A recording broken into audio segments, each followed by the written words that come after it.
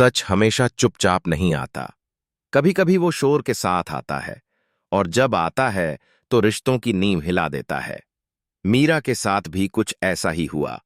Office से निकाले जाने का दर्द उसके चेहरे पर साफ था। वो सिर्फ नौकरी नहीं हारी थी, बल्कि उसके भीतर बदले की आग जल चुकी थी। मीरा ऑफिस से निकलकर सीधे आर्यवर्धन के घर पहुंच जाती है।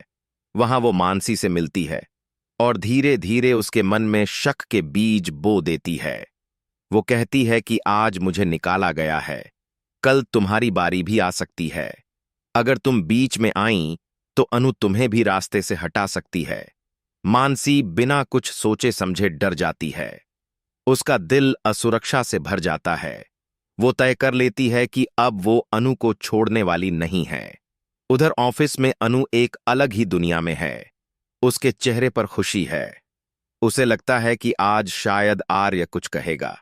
शायद वो पल आ ही गया है जिसका वो दिल से इंतजार कर रही थी। लेकिन किस्मत को कुछ और ही मंजूर था।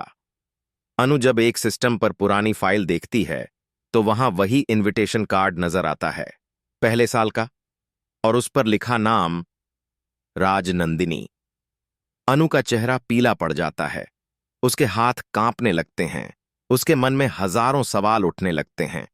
क्या आर्य और राजनंदिनी के बीच कुछ था? क्या वो रिश्ता आज भी जिंदा है? जब अनु इस बारे में एक कर्मचारी से पूछती है तो यह बात आर्य तक पहुंच जाती है, और वहीं आर्य टूट जाता है। वो खुद से कहता है कि बस इसी एक वजह से मैं आज तक रुका रहा। इसी सच ने मुझे अनु से दूर रखा। अनु अब चुप बैठने वालों में से नहीं है। वो तय कर लेती है कि उसे सच जानना ही होगा, चाहे वो सच कितना भी कड़वा क्यों न हो। और यही फैसला उसे राजनंदिनी के आश्रम तक ले जाएगा, जहां शायद उसकी जिंदगी का सबसे बड़ा सच उसका इंतजार कर रहा है।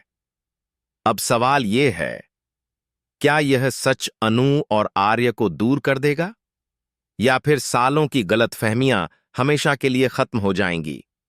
सच सामने आने ही वाला है, और इसके बाद कुछ भी पहले जैसा नहीं रहेगा।